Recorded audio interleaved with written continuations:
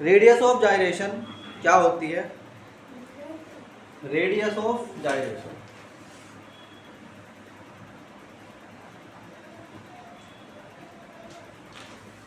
ये बहुत सिंपल है। Let there is system of particle,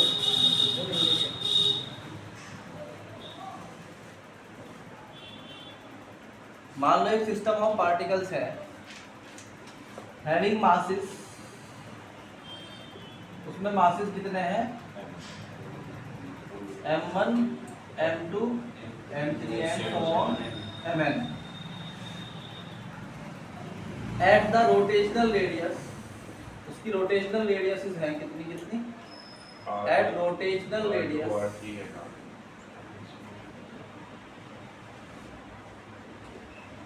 r1 r2 r3 and so on rn।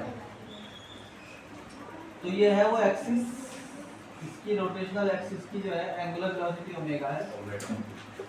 m1 m2 m3 m4 and so on. ये है radius r1 r2 and so on. ये सब rotate कर रहे हैं, सब अपनी अपनी रेडियस पर। ये ऐसे कर रहा, ये ऐसे ऐसे and so on. So we say that के moment of inertia, moment of inertia I जो है वो कितना होगा? m1 r1 square plus m2 r2 square and so on mn rn। आई समझ में बात? अगर तुम इसके सारे मासेस को क्या करो, ये मान लो कि 1 मिनट के लिए n है, सबका मास m है और ये n मासेस है। So you can say that कि अगर m1 बराबर है किसके? 1 मिनट के लिए मान लो mn बराबर कैपिटल M, सबके सब जो है स्मॉल m के बराबर है। सो I बराबर क्या हो जाएगा? mr1 square plus mr2 square and so on कितना? mrn square. यहाँ पे क्या करोगे तुम कि सर I हो गया, वो हो गया m into r1 square plus r2 square and so on rn का स्क्वायर। यहाँ पर n से मल्टीप्लाई और n से डिवाइड करो। m इंटू n बराबर मान लो कैपिटल M, टोटल मास हो गया कैपिटल M, इसे कहते हैं हम capital M is the total mass of body.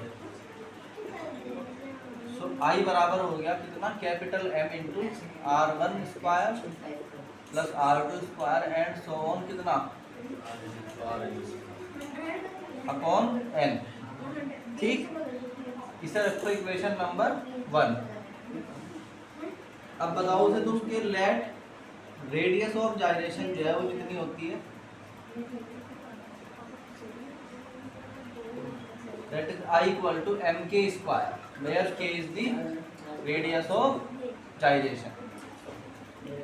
Equation number क्या हो गई? 2।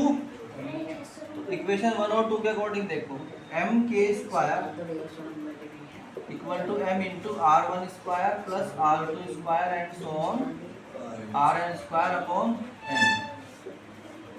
m से m कट गया तो k बराबर बचा अंडर रूट में r1 square plus r2 square and so on rn square upon n। यानी कि हम कहते हैं कि रेडियस ऑफ जायरेशन का मतलब होता है root mean square value of radius, root mean square value of radius. ये याद कर लो अच्छे तरीके से, कॉन्सेप्ट है रेडियस ऑफ जायरेशन का।